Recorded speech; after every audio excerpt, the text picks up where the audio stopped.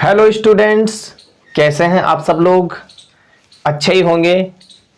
स्वागत है आप सभी का हमारे यूट्यूब चैनल पर।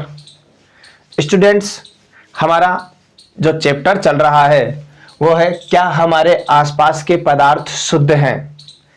इस चैप्टर के अंतर्गत पिछली वीडियो में हमने यौगिक के बारे में बात की थी और वहां पे आपने जाना था कि दो या दो से अधिक तत्वों के नियत अनुपात से जो पदार्थ बनता है वो यौगिक कहलाता है।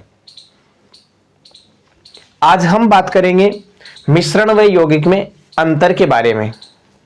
मिश्रण व यौगिक में अंतर क्या होता है उसके बारे में हम बात करेंगे।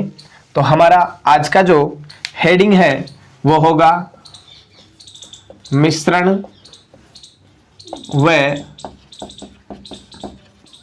यौगिक में अंतर। कैसे हम डिवाइडेशन कर सकते हैं मिश्रण और यौगिक का? तो हम दो कॉलम बनाते हैं, एक साइड में लिखेंगे मिश्रण और एक साइड में लिखेंगे हम यौगिक। दोनों को एक साथ तुलना करके इनके अंतर के बारे में हम जानेंगे।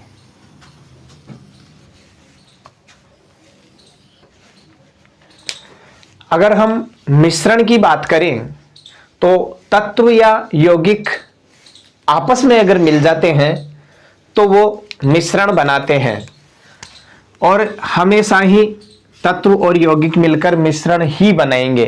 तो हम पहला जो अंतर है, फर्स्ट डिफरेंस जो है वो लिख सकते हैं कि तत्व या यौगिक केवल मिश्रण बनाते हैं। तत्व या यौगिक केवल मिश्रण बनाते हैं।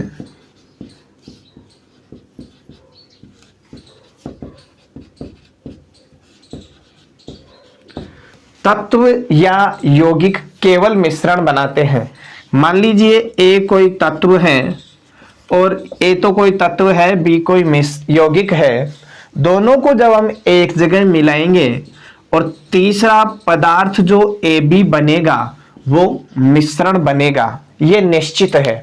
दो, एक तत्व और एक यौगिक, या दोनों तत्व भी हो सकते हैं, दोनों यौगिक भी हो सकते हैं।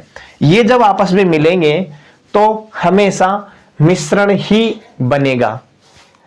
लेकिन इनमें ज्यादातर अधिकतर यही होगा कि तत्व और यौगिक आपस में मिलकर क्या बनाएंगे? मिश्रण बनाएंगे। अगर यौगिक की बात करें तो यौगिक में हम देखते हैं कि तत्व क्रिया करके नए यौगिक बनाते हैं। अगर सिर्फ तत्व क्रिया कर रहे हैं, तत्व क्रिया करके यौगिक बनाते हैं। अगर सिर्फ तत्व क्रिया कर रहे हैं तो यौगिक बनेगा। तत्व और यौगिक मिलकर क्रिया कर रहे हैं तो वहां पर हमें क्या प्राप्त होगा? मिश्रण प्राप्त होगा। दूसरे कैरेक्टर की अगर हम बात करें तो दूसरा कैरेक्टर क्या होगा? दूसरा जो डिफरेंस है वो ये होगा कि मिश्रण का जो संघटन होता है वो परिवर्तनीय होता है। मिश्रण का संघटन परिवर्तनीय होता है।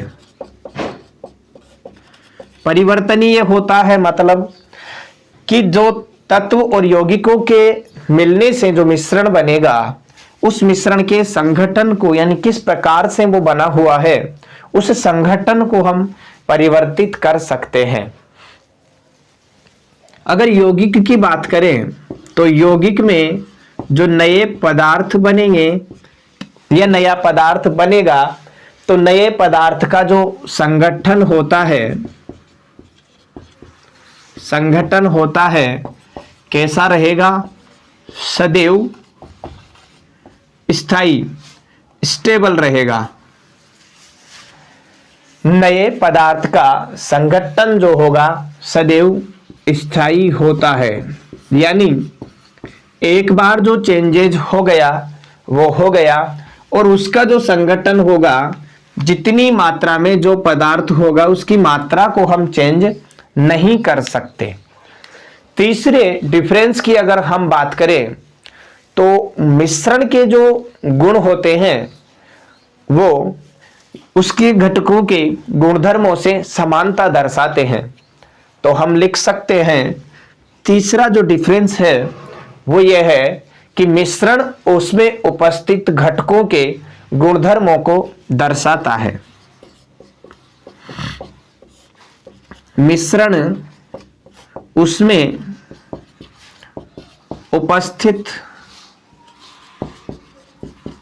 घटकों के गुणधर्मों को दर्शाता है।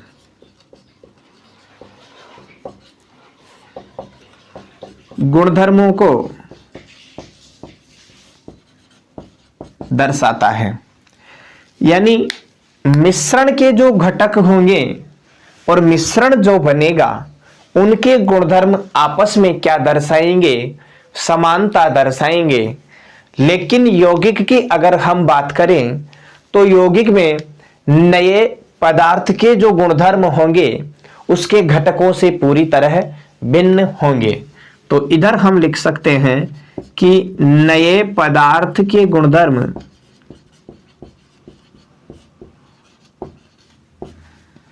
नए पदार्थ के गुणधर्म घटकों से पूरी तरह भिन्न होंगे।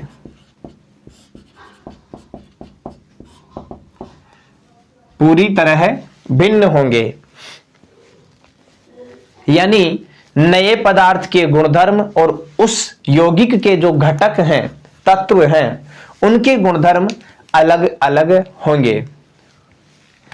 अगर हम चौथे डिफरेंस की बात करें तो नेक्स्ट जो डिफरेंस है वो ये आता है कि मिश्रण के घटकों को भौतिक विधियों द्वारा सुगमता से हम पृथक कर सकते हैं। मिश्रण के जो घटक हैं तो हम लिख सकते हैं इसके घटकों को भौतिक विधियों द्वारा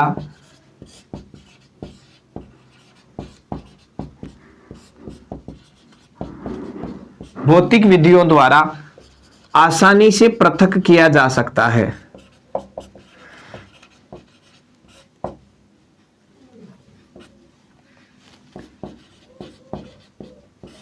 पृथक किया जा सकता है। मिश्रण के जो घटक होंगे उनको आसानी से हम भौतिक विधियों द्वारा पृथक कर सकते हैं।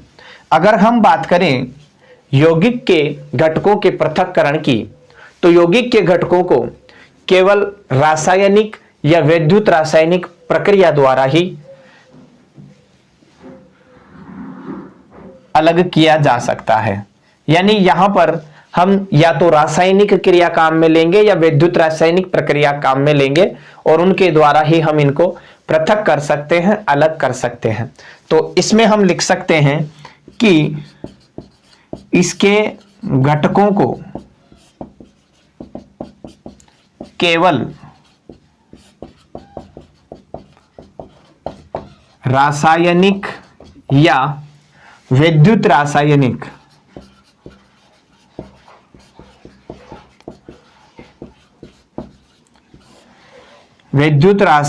प्रक्रिया द्वारा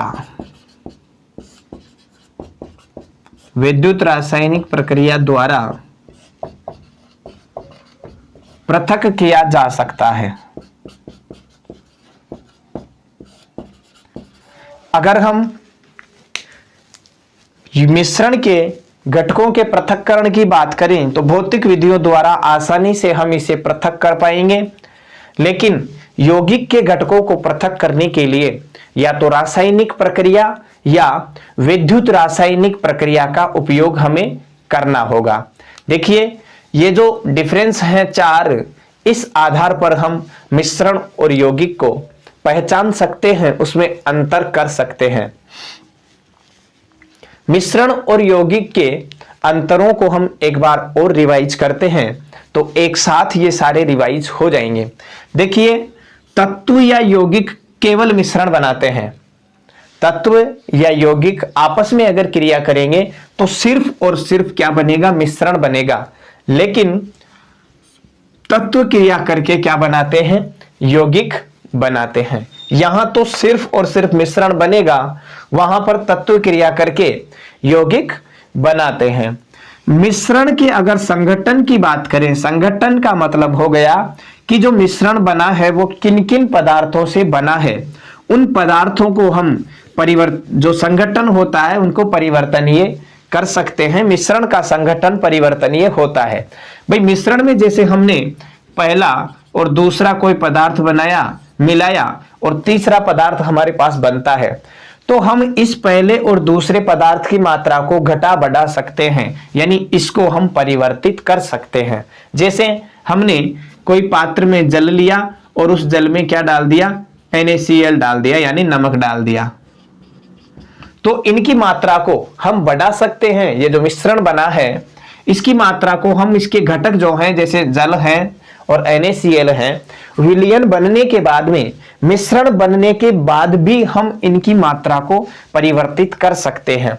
ध्यान दीजिए, यौगिक में नए पदार्थ का जो संगठन होता है सदैव कैसा होता है?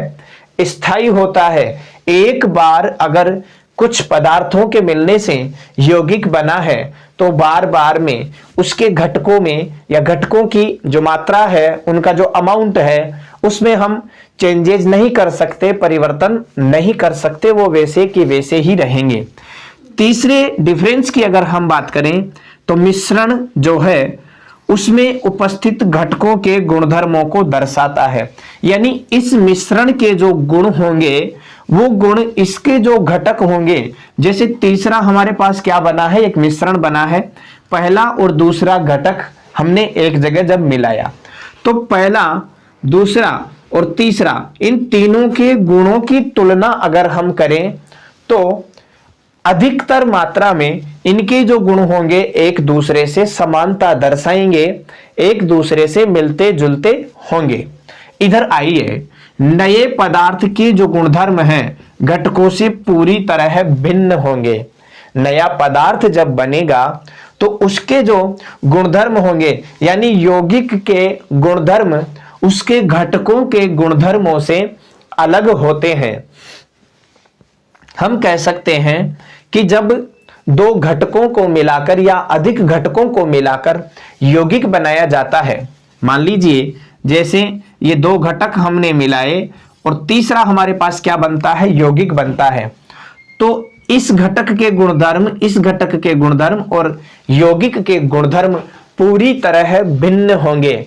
हाँ, इन दोनों घटकों के कुछ समानता दर्शा सकते हैं, लेकिन इन दोनों के गुणों से तीसरा जो यौगिक हमारे पास बन रहा है उसके गुणधर्म इन दोनों से पूरी तरह भिन्न होंगे, संपूर्णतः अलग होंगे। नेक्स्ट कैरेक्टर की अगर हम बात करें, जो अगला डिफरेंस है कि इसके घटकों को भौतिक विधियों द्वारा आसानी से पृथक किया जा सकता है। भौतिक विधि वो होती है जिसको हम देख सकते हैं, जिसमें हम हमारे हाथ से उसका पृथक्करण कर सकते हैं। जैसे आप लोगों ने पिछली क्लास में पढ़ा होगा कि घर पे जब गेहूं की सफाई करते हैं, आटा बनाने के लिए, आटा प्राप्त करने के लिए, तो उसमें से कोई कंकड़ पत्थर अगर है या गेहूं के अलावा कोई और धान है या और कोई पदार्थ है तो हम उसको हाथ से बीनकर अलग करते हैं। तो यह विधि कौन सी विधि हो गई? भौतिक विधि हो गई।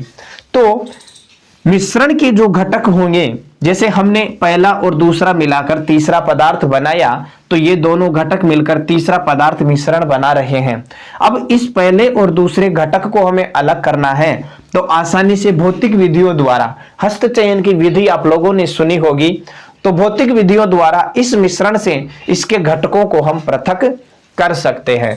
यौगिक की अगर हम बात करें तो यौगिक के घटकों को केवल रासायनिक या विद्युत रासायनिक प्रक्रिया द्वारा ही हम अलग कर सकते हैं। यानी दो घटक मिलकर जब यौगिक बनाते हैं तो इस यौगिक के घटकों को वापस प्राप्त करने के लिए हमें भौतिक विधियां नहीं, रासायनिक विधियां अपनानी पड़ेगी। या तो रासायनिक विधियों से या वैद्युत रासायनिक प्रक्रिया के द्वारा ही हम इनको पृथक कर सकते हैं। विद्युत रासायनिक प्रक्रिया या रासायनिक प्रक्रिया के द्वारा हम इनको अलग कर सकते हैं। तो इस प्रकार मिश्रण और यौगिक में जो डिफरेंस है वो आप लोगों के सामने है। इसको मैंने अच्छी तरह समझा दिया है और आशा करता हूं कि आप लोगों को समझ में भी आया ही होगा। चलिए हम इस चैप्टर का थोड़ा सा टॉपिक और है, उसके बारे में हम बात करेंगे। मिश्रण और यौगिक को यही अंतर जो है आप लोगों को यही समझ में आ गए होंगे और इसको हम यही समाप्त करते हैं। आगे चलते हैं, इस चैप्टर से रिलेटेड कुछ और तथ्यों के बारे में जानकारी प्राप्त करते हैं।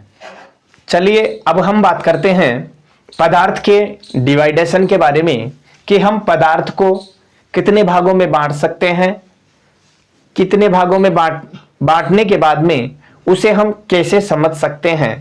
तो चलिए अब हम बात करेंगे पदार्थ के विभाजन के बारे में, या पदार्थ का जो डिवाइडेशन है वो हम कैसे करते हैं। पदार्थ के बारे में तो आप सब लोग जानते ही होंगे कि हम पदार्थ किसे कहेंगे, क्योंकि ये तो हमने फर्स्ट चैप्टर में ही जान लिया था।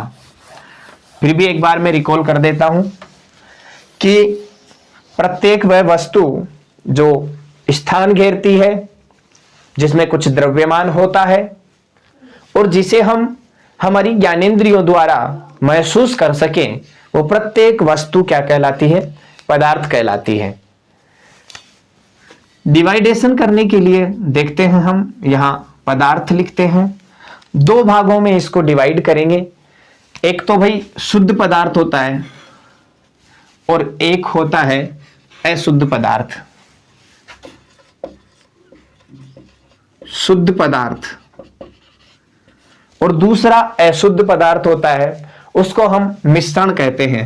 तो मैं डायरेक्ट ही अशुद्ध पदार्थ न लिख के मिश्रण लिख देता हूं, क्योंकि अभी अभी हमने मिश्रण के बारे में पढ़ा है कि मिश्रण के जो घटक होते हैं उनको हम भौतिक विधियों द्वारा अलग कर सकते हैं। अब देखिए, जो शुद्ध पदार्थ है उनको फिर से दो भागों में डिवाइड किया गया है, और वो दो भाग कौन कौन से हैं, उनके नाम क्या है। एक तो होता है तत्व और एक होता है यौगिक। इनके बारे में भी हम जान चुके हैं। तत्व के बारे में हमने पिछले वीडियो में बात की थी और यौगिक के बारे में अभी लास्ट स्लाइड में हमने बात की है। मिश्रण की अगर हम बात करें तो मिश्रण भी दो प्रकार के होते हैं। एक तो होता है समांगी मिश्रण, एक होता है विषमांगी मिश्रण।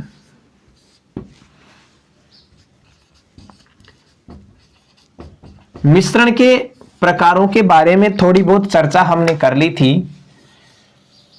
जहां पे एक एक्टिविटी आई थी हमारे पिछले चैप्टर में। तो वहां पर आप लोगों को मैंने बताया था कि समांगी और विषमांगी जो मिश्रण है उनका नाम जो है इसी नाम से इनकी डेफिनेशन आ जाती है, परिभाषा आ जाती है, और वहीं से हम इनके उदाहरण देख लेते हैं। देखिए, बात करते हैं तत्व के बारे में कि तत्व क्या है। तो परिभाषा तो हम पढ़ चुके हैं, लेकिन यहां पर एक महत्वपूर्ण बात है वो मैं बताना चाहूंगा कि सरल पदार्थों में इसे विभक्त नहीं किया जा सकता। तो हम लिख सकते हैं कि इसे सरल पदार्थों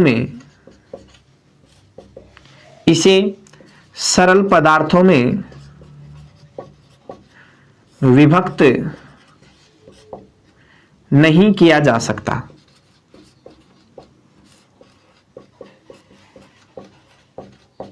इसे सरल पदार्थों में विभक्त नहीं किया जा सकता। इसको हम और सरल पदार्थों में विभाजित नहीं कर सकते तत्व को। एग्जाम्पल की अगर हम बात करें तो इसके एग्जाम्पल हम लिख सकते हैं, जैसे कॉपर हो गया, ऑक्सीजन हो गई, आयरन हो गया Fe, कॉपर Cu, जिसको हम तांबा कहते हैं, ऑक्सीजन O2 आयरन Fe, और हम ले सकते हैं हाइड्रोजन H2। और एग्जाम्पल की अगर हम बात करें तो Hg होती है मरकरी, जिसको हम बोलते हैं पारा, जिसको हम कहते हैं। ये इसके एग्जाम्पल हो जाते हैं। एक बार सबको एक साथ रिपीट करेंगे। पहले यौगिक के बारे में बात करते हैं कि यौगिक क्या है। तो इसके संगठन की अगर हम बात करें तो इसका संगठन क्या होता है, नियत होता है। मतलब इसके जो घटक होंगे वो निश्चित मात्रा में मिलाए जाएंगे, तब जाके यौगिक बनेगा। यौगिक के बारे में हम दूसरी बात करें तो जब यौगिक के घटकों के पृथक्करण की बात आती है तो या तो रासायनिक विधि या विद्युत रासायनिक विधि, दोनों में से एक हम उपयोग करके और इसके घटकों को, घटक तत्व जो होंगे उनको विघटित कर सकेंगे। तो हम लिख सकते हैं कि इसके घटकों के पृथक्करण के लिए, या हम पहले विधि का नाम लिख देंगे, रासायनिक या विद्युत रासायनिक प्रक्रिया द्वारा घटक तत्वों का पृथक्करण किया जाता है। इसके जो घटक होते हैं, तत्व होते हैं, उनका पृथक्करण किया जा सकता है। भाई तत्व में हमने क्या पढ़ा है कि इसे हम सरल पदार्थों में विभक्त नहीं कर सकते और इसके कोई भाग नहीं होते हैं, लेकिन यौगिक के घटकों का हम पृथक्करण कर सकते हैं रासायनिक विधियों द्वारा या रासायनिक विद्युत रासायनिक प्रक्रिया के द्वारा हम इनको विघटित कर सकते हैं। एग्जाम्पल की अगर हम बात करें कि यौगिक के एग्जाम्पल कौन कौन होंगे, तो हम लिख सकते हैं जल, जिसका फॉर्मूला होता है H2O।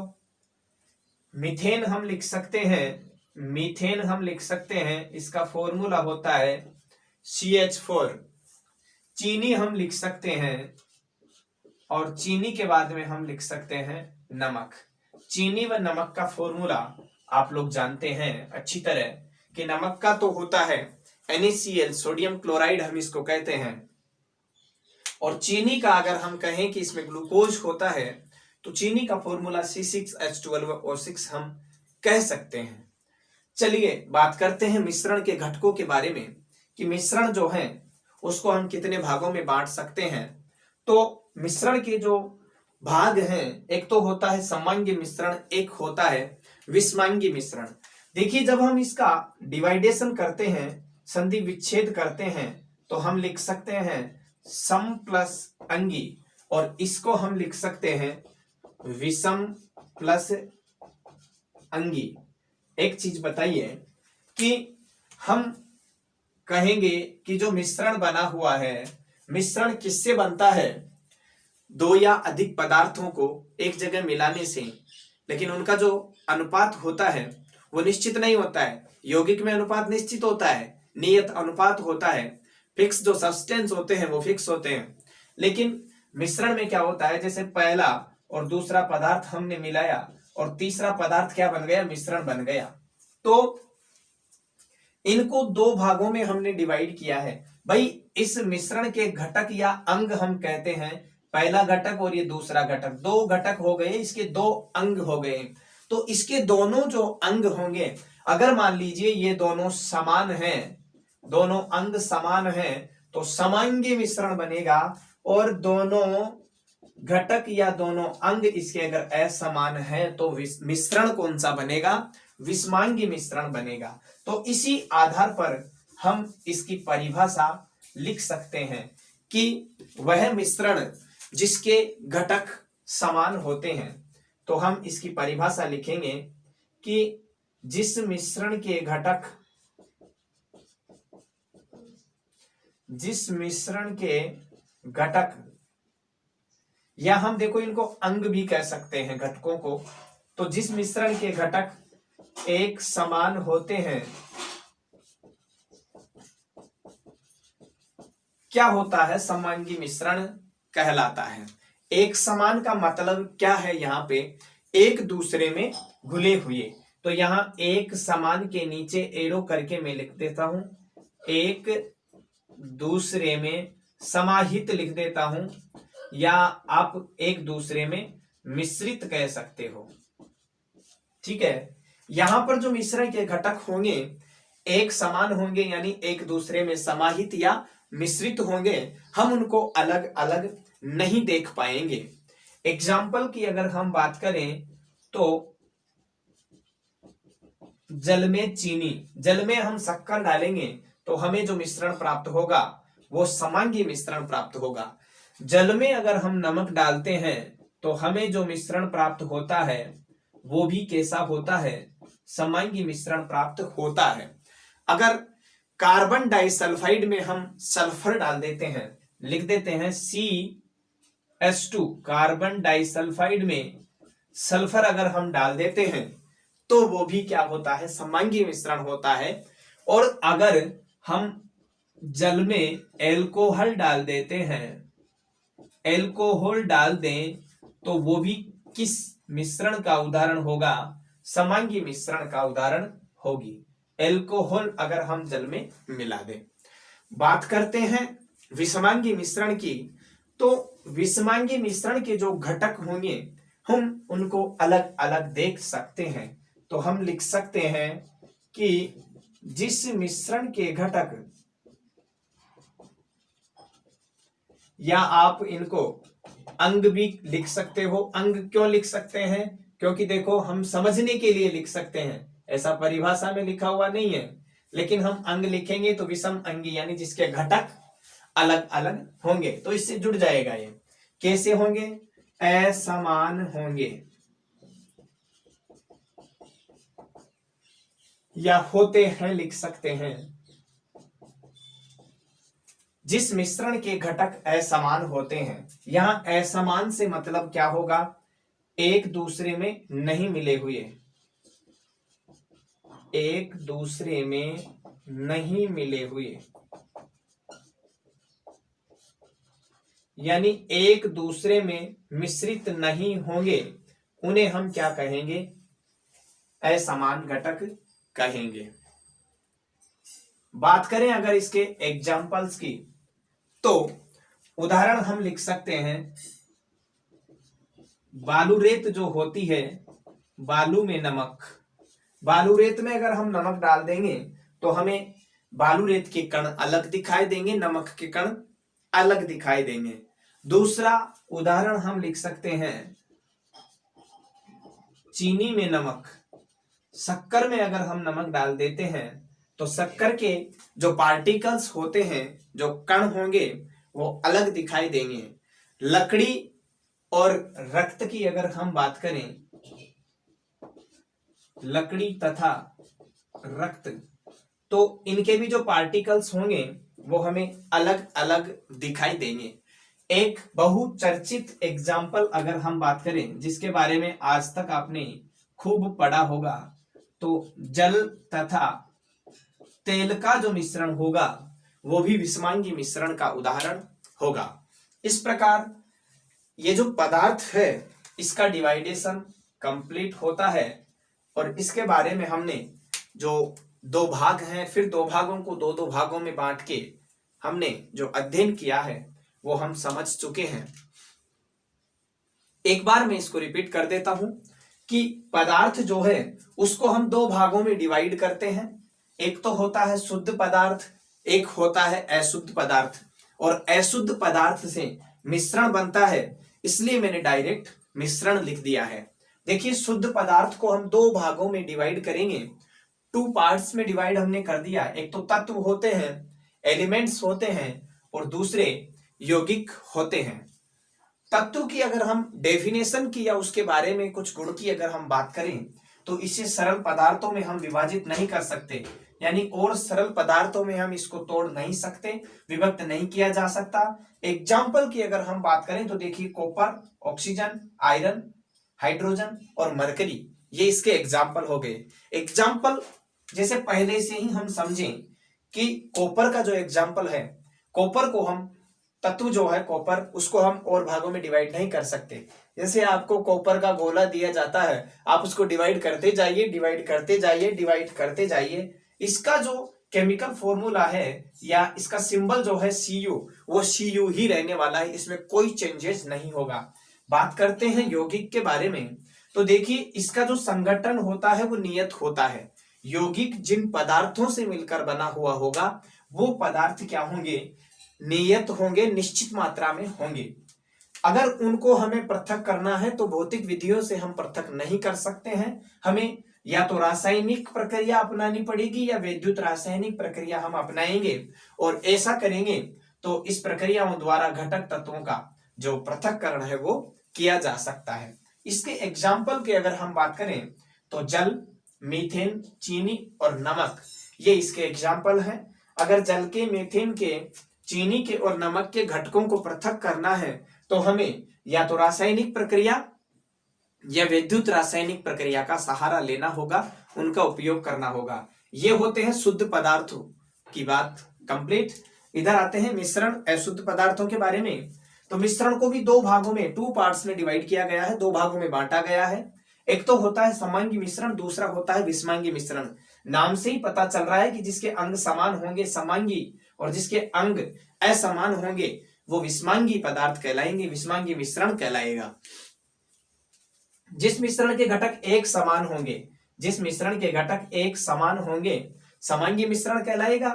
जिस मिश्रण के घटक असमान होंगे विषमांगी मिश्रण कहलाएगा। अब यहाँ पे एक समान और असमान से मतलब क्या है? एक समान से मतलब है कि एक दूसरे में समाहित या मिश्रित, एक दूसरे में घुल जाएंगे, और हम जैसे समांगी मिश्रण बनेगा तो उसके घटकों को हम अलग अलग नहीं देख पाएंगे। एग्जाम्पल्स की अगर हम बात करें तो जल में चीनी, जल में नमक, कार्बन डाइसल्फाइड यानी CH2 में सल्फर डाल देंगे, और जल में एल्कोहल। अगर इन चारों मिश्रणों को अगर हम एक जगह देखेंगे, इन घटकों को एक जगह मिलाते हैं, जल चीनी को एक जगह, जल नमक को एक जगह, कार्बन डाइसल्फाइड में सल्फर और जल में एल्कोहल मिलाने के बाद में 4 प्रकार का मिश्रण हमें प्राप्त होगा। और इन चारों प्रकार के जो मिश्रण हैं इनको हम समांगी मिश्रण कहेंगे, क्योंकि जब हम इनको एक जगह मिलाएंगे तो हम इनको अलग अलग नहीं देख पाएंगे। बात करते हैं विषमांगी मिश्रण के बारे में। तो जिस मिश्रण के घटक असमान होते हैं, असमान का मतलब क्या है कि एक दूसरे में नहीं मिले हुए रहेंगे, अलग अलग हम उनको देख पाएंगे। जैसे विषमांगी मिश्रण का पहला और दूसरा घटक लेके हमने मिश्रण बनाया, विषमांगी मिश्रण बना, तो मिश्रण बनने के बाद भी हम पहले और दूसरे घटक को अलग अलग देख पाएंगे इस मिश्रण में। जैसे देखिए बालू में नमक हमने मिला दिया, मिश्रण बनेगा विषमांगी, क्योंकि हम उनको अलग अलग देख पाते हैं। चीनी में नमक हम मिलाते हैं, लकड़ी में रक्त हम मिलाते हैं, और जल में तेल हम मिलाते हैं, तो जो मिश्रण बनता है कैसा मिश्रण बनेगा? विषमांगी मिश्रण बनेगा। और बहुचर्चित उदाहरण की अगर हम बात करें तो जल में तेल का मिश्रण, जिसको आप 7th क्लास से पढ़ते हुए आ रहे हैं। इसी के साथ पदार्थ की जानकारी होती है कंप्लीट, और इसी के साथ हमारा जो सेकंड चैप्टर चल रहा था, क्या हमारे आसपास के पदार्थ शुद्ध हैं, ये भी होता है कंप्लीट। अगर इस चैप्टर से रिलेटेड आपको कोई भी प्रॉब्लम है तो आप उस वीडियो के कमेंट बॉक्स में जाके कमेंट जरूर करें, और आपकी जो समस्या है उसको वहां पे लिखें और वहीं पे आपका आंसर मिल जाएगा। या अगर वहां पे आप लोगों को आंसर नहीं मिलता है तो इस चैप्टर का समस्या समाधान के नाम से एक वीडियो और बनाऊंगा, तो उसमें आप लोगों को इस कंप्लीट चैप्टर की जो समस्या आई है उसका समाधान आप लोगों को मिल जाएगा। इस प्रकार ये जो चैप्टर है वो होता है कंप्लीट। और इसी के साथ आज की वीडियो को भी हम यहीं समाप्त करते हैं। वीडियो को पूरा देखने के लिए आप सभी स्टूडेंट्स का, आप सभी दोस्तों का बहुत बहुत धन्यवाद। वीडियो को हम यहीं समाप्त करते हैं। नेक्स्ट वीडियो में हम इस चैप्टर की जो समस्या समाधान है उसके बारे में हम बात करेंगे। इसी के साथ आप सभी, अगर वीडियो आप लोगों को अच्छा लगता है तो वीडियो को लाइक करिए, अपने दोस्तों में शेयर करिए, और कमेंट करके बताइए कि वीडियो आप लोगों को कैसा लगा। अगर वीडियो अच्छा लगता है तो कमेंट में आप अच्छा लिख के या गुड लिख दें या वेरी गुड लिख दें, वेरी नाइस लिख दें, कुछ भी आप कमेंट कर सकते हैं। तो उससे मुझे पता चलेगा कि आप लोगों को मेरी वीडियोज जो है पसंद आ रहे हैं। अगर ये वीडियो आप लोगों के लिए अच्छा साबित होता है तो आप इस चैनल को सब्सक्राइब कर सकते हैं। सब्सक्राइब करते ही राइट साइड में एक घंटी का बेल आइकन आप लोगों को दिखेगा, उस पर प्रेस करना है। प्रेस करने पर 3 ऑप्शन आप लोगों के सामने आएंगे। ऊपर का जो ऑप्शन होता है ऑल, उस पर आपको क्लिक करना है। उससे होगा क्या कि जैसे ही नेक्स्ट वीडियो, भाई जैसे इसका समस्या समाधान वीडियो में बनाऊंगा तो उसकी सूचना आप लोगों को कैसे मिलेगी, उस बेल आइकन पर क्लिक करके ऑल पर अगर आप क्लिक करते हो तो मेरे इस चैनल पर जो भी नेक्स्ट वीडियो अपलोड होते हैं उसकी इंफॉर्मेशन सबसे पहले आप तक पहुंचेगी। अगर आप चाहते हैं कि नेक्स्ट वीडियो को सबसे पहले आप देखें तो चैनल को सब्सक्राइब करके बेल आइकन पर क्लिक करना ही होगा। ऐसा करोगे तो आपको इंफॉर्मेशन सबसे पहले मिलेगी। इसी के साथ आज की क्लास को हम यहीं विराम देते हैं। नेक्स्ट क्लास में फिर मिलेंगे।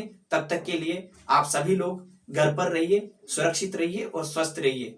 धन्यवाद। For more updates, subscribe to our channel, click the show links and enjoy watching the videos.